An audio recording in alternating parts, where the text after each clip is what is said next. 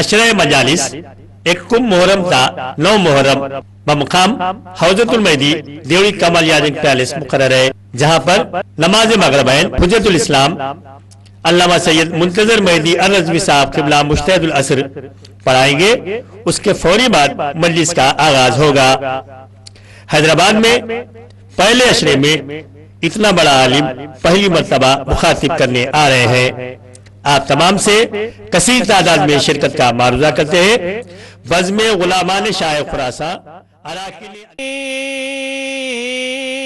طاقت نہیں ہے اب یہ تو کہو کہ تم سے ملاقات ہوگی کب، دولہا نے بھر کے آنکھوں میں آنسو کہا یہ تب، کوثر پر روز عشر ملوں گا، کوثر پر روز عشر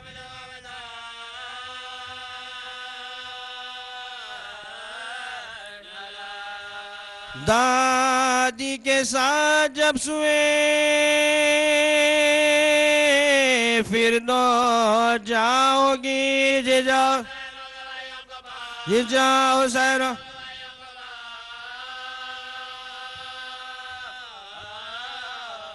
رو کر پکاری ماں کے میں قربان جاؤں۔ حضرات مومنین، بزم غلامان شاہ خراسان اراکین انجمن پروان شبیر کی جانب سے مومنات کا تہہ دل سے شکریہ ادا کرتے ہیں، جو مولانا اتنی مسافت طے کرنے کے بعد جو مومنین ہمارا ساتھ تعاون رہے گا تو ہم ہر سال کے لیے یہ عشرہ قائم کرنے کے لیے انشاءاللہ سوچیں گے۔ غلامان شاہ خراسان کی جانب سے شکریہ ادا کرتے ہیں، اور حیدرآباد کے تمام مومنین و مومنات کی جانب سے بھی ان کا شکریہ ادا کرتے ہیں۔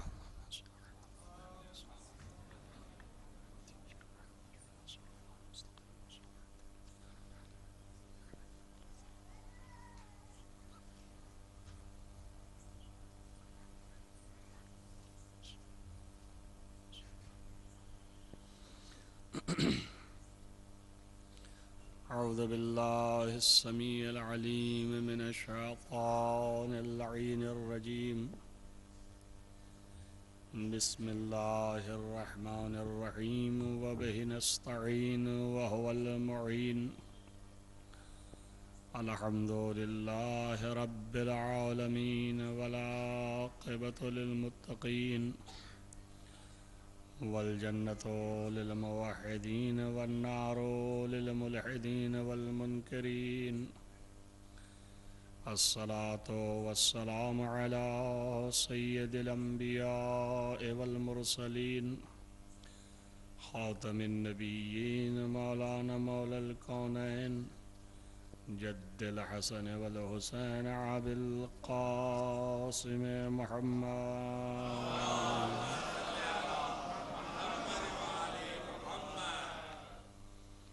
ولا سيما على ابن عمه ووزيره ووصيه وخليفته، مطلوب كل طالب غالب كل غالب، مولانا علي بن أبي طالب،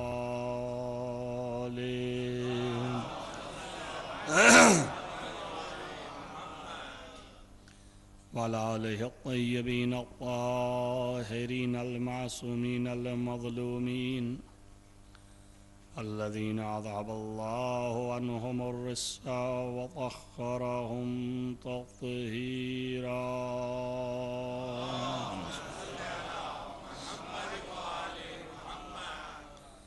ولعنة الله على أعدائهم أجمعين من يومنا هذا إلى قيام يوم الدين، أما بعد، فقد قال الله سبحانه وتعالى في كتابه الحكيم،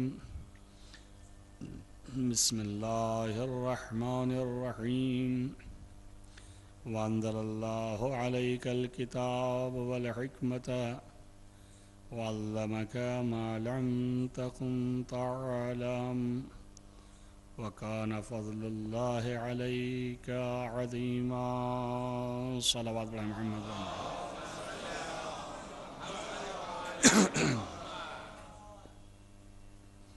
عزیزان گرامی مرتبت ارشاد رب العزت ہے کہ اے پیغمبر اگر آپ کے ساتھ ہمارا فضل اور رحمت نہ ہوتی تو ایک گروہ ان میں کا کہ جو آپ کے ساتھ ہی رہتا ہے یہ کوشش کرتا اور ہمت کرتا کہ آپ کو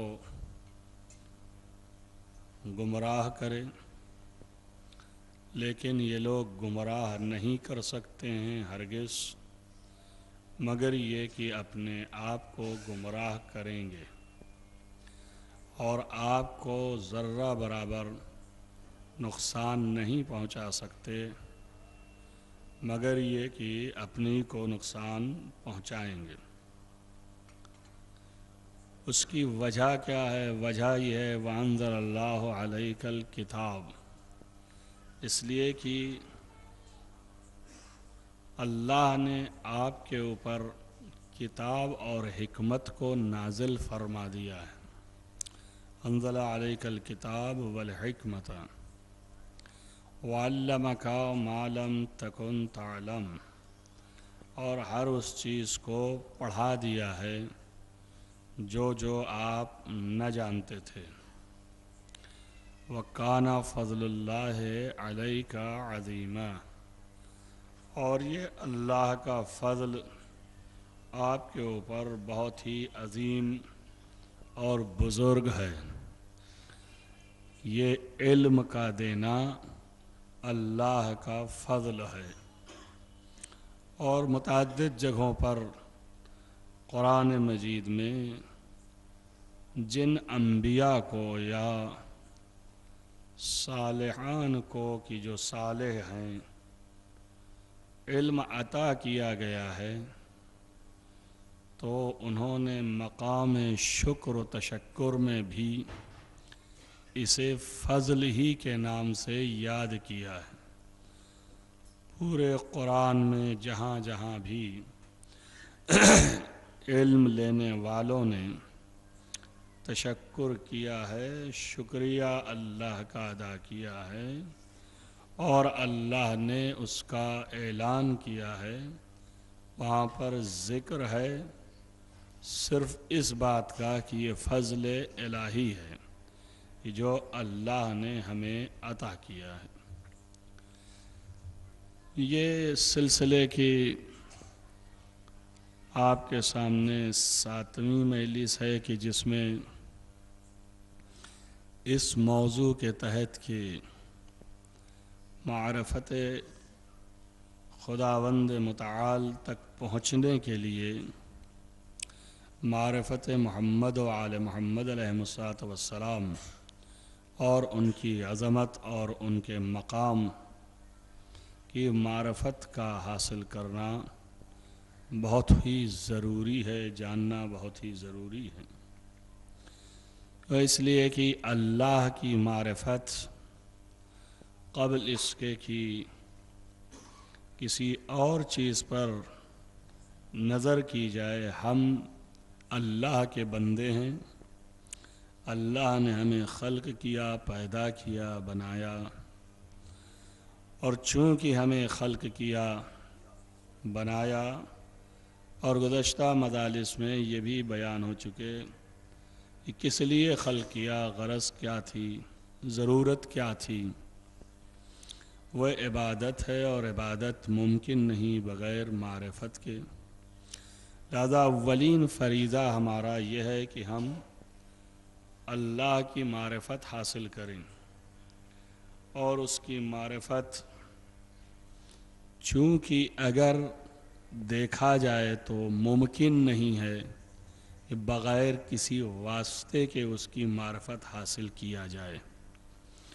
گزشتہ مجالس میں دلائل کے ساتھ اس چیز کو میں نے بیان کر دیا ہے کہ کسی بھی فرد واحد کو غیر از محمد و آل محمد علیہ السلام یہ حاصل نہیں ہو سکتا کہ وہ خدا کو براہ راست بغیر کسی واسطے کے، بغیر کسی وسیلے کے، بغیر کسی ذریعے کے پہچان سکے، خواہ وہ ذریعہ اس کا دنیا میں اس کی مخلوقات ہو یا اس کی صنعتیں ہوں، اور ان مخلوقات اور صنعت سے صرف اتنا ہی پتہ لگایا جا سکتا ہے کہ وہ موجود ہے۔ بہت زیادہ اگر اس کی قدرت کی طرف اشارہ ہو سکتا ہے تو ان صنعتوں اور مخلوقات کی وجہ سے اجمالی اشارہ ہو سکتا ہے کہ اللہ قادر ہے۔ اگر وہ قدرت نہ رکھتا تو اس طرح کی محکم اور مستحکم کائنات میں اشیاء نہ پیدا کرتا۔ خلق بتاتا ہے کہ صنعت بتاتی ہے کہ صانع خود حکیم ہے اور محکم ہے۔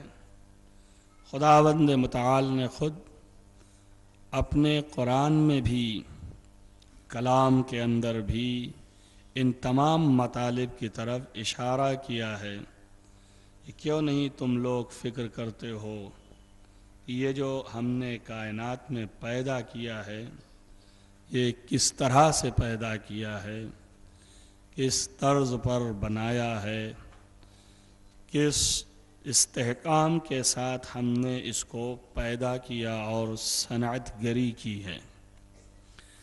بس اللہ کی معرفت اگر واسطہ ایسا ہے کہ جو زبان نہیں رکھتا ہے تو اس سے اسی قدر معرفت ہو سکتی ہے اوصاف الہی کی کہ جتنا اس سے ظاہر ہوتا ہے، اس سے زیادہ خدا کی قدرت، اس کے علم، اس کے ارادے سے آگاہی نہیں ہو سکتی ہے بھرپور طریقے سے جب تک کہ کوئی زبان حقیقت ذات الہی کا تعارف نہ کروائے۔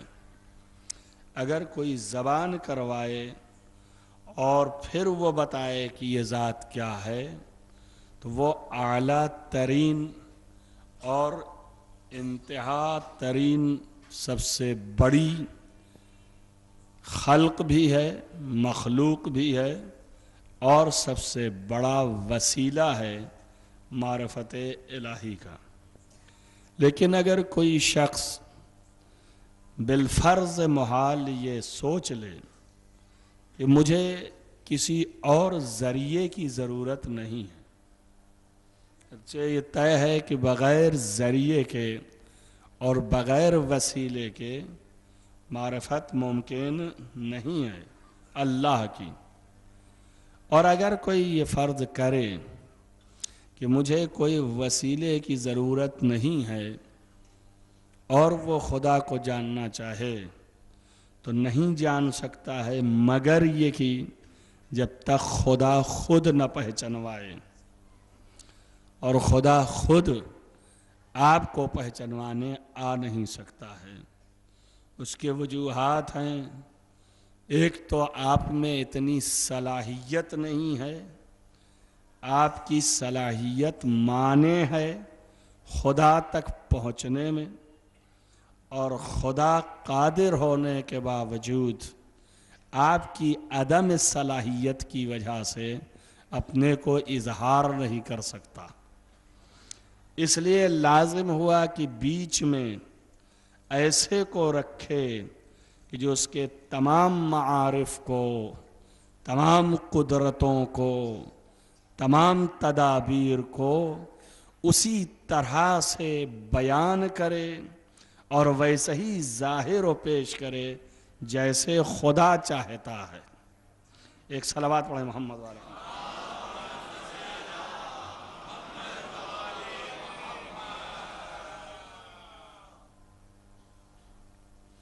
اس لیے یہ اقتضا ہوا کہ وہ ایسی مخلوق، ایسی فرد، ایسا واسطہ اور وسیلہ فراہم کرے، لہذا اپنے سفراء بھیجے۔ اور اگر کوئی انکار کرے اس سے بھی، تب بھی یہ یاد رکھیے کہ معرفت کی کمال تک پہنچنا ممکن نہیں ہے بغیر ان سفیروں کے۔ اگر حاصل بھی ہو جائے معرفت ایک شمع برابر، تب بھی کمال تک پہنچ نہیں سکتا۔ کمال معرفت کہ جو اللہ چاہتا ہے وہ بغیر ان سفیروں کے ممکن نہیں، اور ان میں بھی سب سے اعلیٰ ترین کمال معرفت محمد مصطفیٰ صلی اللہ علیہ وآلہ وسلم عنایت کر سکتے ہیں۔ ان کے علاوہ کوئی نہیں دے سکتا ہے، اور وہی ذات ہیں۔ کیوں؟ اس لیے کہ اللہ نے ان کو کامل ذریعہ قرار دیا ہے، اور خداوند متعال تک پہنچنے کے لیے اور اپنی صفات کی معرفت پیدا کرانے کے لیے ایک کامل نمونہ ان کو بنا کے بھیجا ہے۔ اور اس کے ساتھ یہ بھی کہہ دیا کہ اگر کوئی شخص کائنات کی بلا تفریق، چاہے نبیوں میں سے ہو اور خواہ غیر نبیوں میں سے ہو، اگر بغیر ختمی مرتبت کی معرفت کے خدا کی معرفت چاہتا ہے کہ رکھ لے، تو وہ قابل قبول نہیں ہے، اللہ کے نزدیک مقبول نہیں۔ کیوں؟ اس لیے کہ قرآن مجید شاہد ہے اس مدعا کی دلیل میں، چیز کو پیش کرنے کہ کل میں نے آپ کے سامنے یہ آیت کی تلاوت کی تھی کہ اذ اخذ اللہ میثاق النبیین، کہ جب اللہ نے نبیوں سے یہ عہد لے لیا کہ جب تمہارے پاس ایک نبی آئے جو اس کے بعد پھر کوئی نبی نہیں ہوگا، مصدق لما معکم، جو تمہارے ساتھ اللہ نے بھیجا تھا وہ اس کی تصدیق کرے، لتؤمننہ ولتنصرنہ، تو پھر تم پر فرض ہے کہ تم اس پر ایمان لے آؤ۔ یہاں تک بات صرف ایمان کی تھی، اس کے بعد سوال کیا اقررتم علی اسری، میرے اس عہد کے اوپر تم اقرار کرتے ہو یا نہیں؟ تو انبیاء نے فرمایا کہ ہاں ہم اقرار کرتے ہیں۔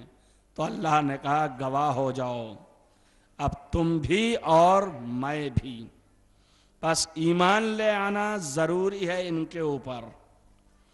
اگر ایمان نہ لے آیا تو کیا ہوگا؟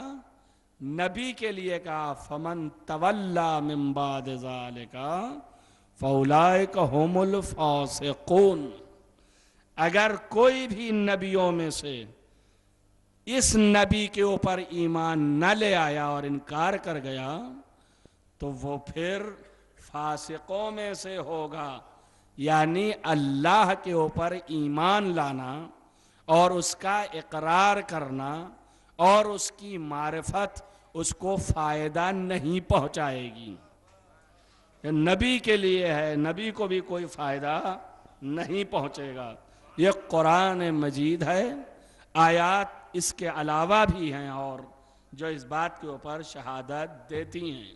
آپ سوچئے جب نبی جو ہے اس کے لیے معرفت خدا فائدہ مند نہ ہوگی کہ جو اصل مقصد اور ہدف ہے اسے وہ نہیں پائے گا نبی، جب تک کہ ان کی معرفت نہ حاصل کرے۔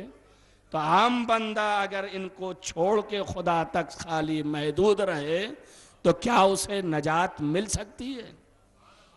ایک صلوات پڑھیں محمد وآل محمد۔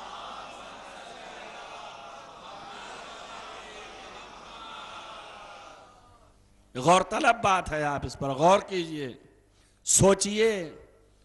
اور اس کے بعد تلاش کیجئے، اور بہترین سورس اس مسئلے میں مسلمان ہونے کے بعد قرآن ہے۔ یہی ایک ہمارے پاس دلیل ہے کہ ہم اللہ کے قول کے اوپر چونکہ اعتماد و ایمان و یقین رکھتے ہیں کہ یہ اللہ کا قول ہے، اللہ کا فرمان ہے، اور جب اس نے خود اعلان کر دیا ہے تو ہم قاضی نہیں ہیں کہ ہم فیصلہ کریں اس بات کا کہ کچھ بھی ہو جائے، خالص خدا کی معرفت کافی ہے۔ صاف اور صریحاً، روشن اور واضح یہ ہے کہ اللہ کی تنہا معرفت نجات کے لیے کافی نہیں ہے، نہ ہمارے آپ کے بلکہ انبیاء کے لیے بھی۔ انبیاء بھی نجات پائیں گے تو اسی آخری نبی کی معرفت سے، اسی آخری نبی کے اوپر ایمان لانے سے، اور ہم نجات پائیں گے تو تنہا آخری نبی نہیں، جتنے انبیاء ہیں ان سب کے اوپر ایمان لانے سے۔ اگر کوئی مسلمان کھڑا ہو جائے اور یہ اعلان کرے کہ میں مسلمان ہوں، اللہ کو مانتا ہوں، آخری نبی کو مانتا ہوں، اور پھر کسی نبی کو یا ان میں سے کسی ایک نبی کو نبی نہیں مانتا ہوں جن کے لیے اللہ کا اعلان ہے، تو وہ مسلمان نہیں ہے۔ آپ دیکھیں اور سوچیں اور غور کریں، اس پر فکر کریں، اللہ نے کیسا پابند کیا ہے مسلمان کو۔ مسلمان اس وقت تک مسلمان نہیں ہے جب تک 1,24,000 میں ایک کم سارے انبیاء کا اقرار نہ کرتا ہو۔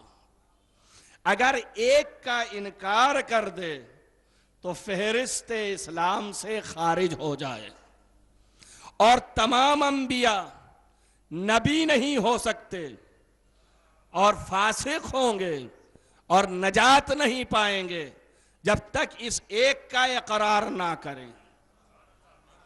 آپ دیکھیں ترتیب کے ساتھ، اور پھر اس کے بعد گزشتہ مجلسوں کے حساب سے آپ نے اندازہ لگایا کہ یہ ایک کی ذات تنہا ایک نہیں ہے، یہ اتنے حصوں میں تقسیم ہے۔ ایک کا انکار دوسرے جز کا انکار ہے۔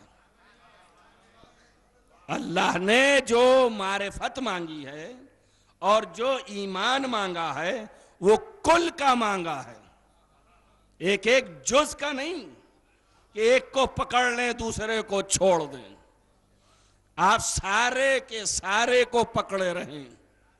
اب یہ حصہ جو نور کا ہے جسے اول خلق کیا ہے اللہ نے، اگر اس سے اور اجزاء ہیں ان میں سے کسی جز کو پکڑ کے رہ جائیں آپ اور کہیں بس اسی سے کام ہے، دوسرے سے کوئی مطلب نہیں ہے، تو آپ کے نزدیک ضرور یہ ایک بات ہے، ہم ایک کو مان رہے ہیں دوسرے کو نہیں مان رہے ہیں، لیکن اللہ کے نزدیک یہ کوئی بات نہیں ہے۔ اللہ آپ کو مومن نہیں ماننے کو تیار ہے۔ اسی لیے نبی نے فرمایا ہے من انکر واحدم منا، اگر کسی ایک نے مجھ میں سے کسی ایک کا انکار کیا تو پھر وہ مسلمان نہیں ہے اور ہم میں سے نہیں ہے۔ صلوات پڑھیں محمد والے محمد۔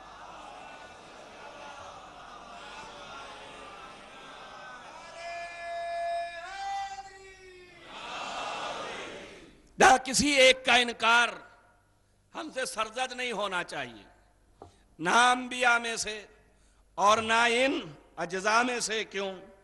اس لیے کہ یہ بھی جو ہیں وہ وسیع خاتم نبی ہیں، پیغمبر ختمی مرتبت، تمام انسانیت میں اصل کل انسانیت کا خلاصہ ہے، اور یہ وہ ذات ہیں کہ جس کے اندر کہا جاتا ہے کہ انسان کامل اگر اللہ نے بنایا ہے تو صرف ختمی مرتبت صلی اللہ علیہ وآلہ وسلم ہے۔